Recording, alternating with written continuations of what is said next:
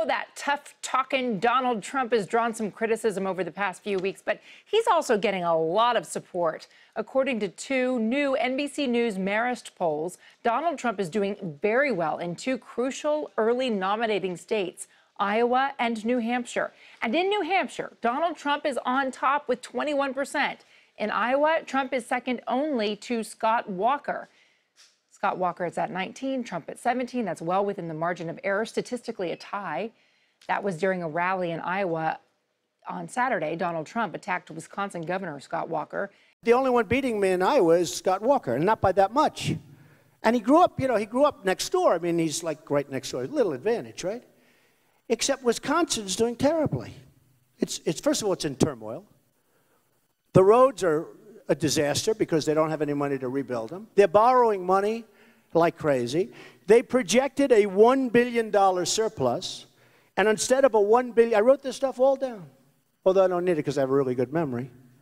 But they projected a $1 billion surplus, and it turns out to be a deficit of $2.2 billion.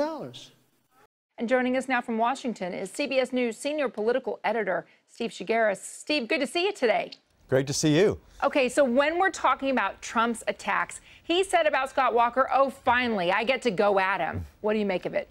Yeah, I mean, he's going after everyone who slams him. It's his take no prisoners attitude that he has. You saw him go after Rick Perry after getting slammed by him. You saw him go after Lindsey Graham. Now, he's looking at this as an opportunity to go after Walker, the only guy who's really standing in his way in Iowa. And so this is really just Trump being Trump and really spreading the love around among the rest of the Republicans. Remind me again, how long do we have to go before the Iowa caucuses? Yeah, February 1st are the Iowa caucuses, so we've got a long way to go here. Yeah, a long way to go. And I'm thinking that this, it's interesting because Trump is so outside of the box with the things that come out of his mouth that it makes people sit up and pay attention regardless of whether they're a supporter or not. Can he sustain that for what, 6, 7, 8 more months? Well, I think at some point he's going to have to answer questions about where he stands on things and offer ideas of what he would do as president. He's just talked very vaguely about that kind of stuff.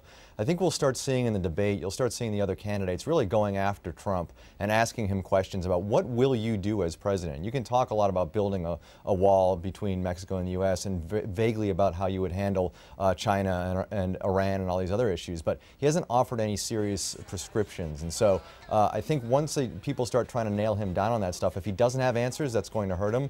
And if he does have answers, you got to wonder what people think of his answers. And so August 6th is the first debate. I think that's when you'll start seeing people really going after him on that stuff. If they all circle the wagons and they start going after Trump, does that only validate him as a serious political candidate?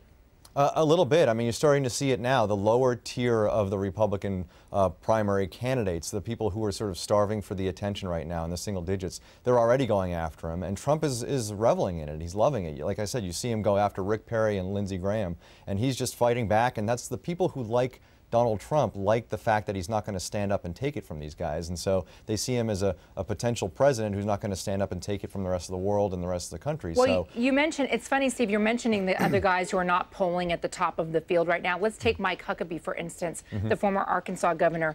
He said something that really got a lot of attention. It was fairly outrageous. He says, this president's foreign policy is the most feckless in American history. It's so naive that he would trust the Iranians. By doing so, he will take the Israelis and march them to the door of the oven.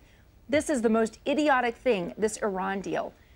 Is Mike Huckabee going out there as far as he can so that he gets some attention with something like that, marching Israelis to the door of the oven? Yeah, I think there's a couple of things going on here. First, again, in the context of the Republican primary, he's trailing pretty badly right now in the polls, and he's taken a page out of the Trump playbook here. He's making a provocative statement, figuring any press, positive or negative, is good press. And so that's what you're seeing him do here, hoping that people will talk about this. He's playing to the conservative pro-Israel donors in the GOP. I mean, Huckabee's been aggressively pro-Israel. While this language is controversial, this sentiment really is not a character for him. So it's just a matter of sort of playing, again, taking a page out of that Trump playbook and trying to say something so loudly and so provocatively that maybe you get some attention out of it.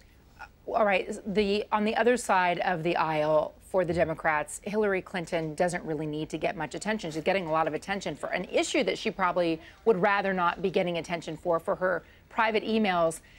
Is Trump somehow doing her a favor by taking some air and attention away from the problems that her private emails may cause her?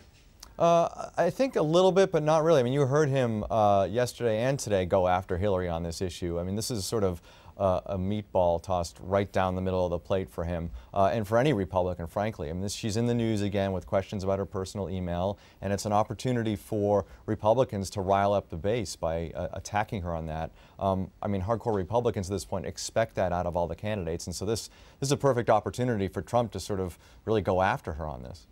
Is that timing-wise? Does it make sense for him to go after Hillary Clinton, again, trying to elevate himself as the front runner in this big pack of GOP candidates?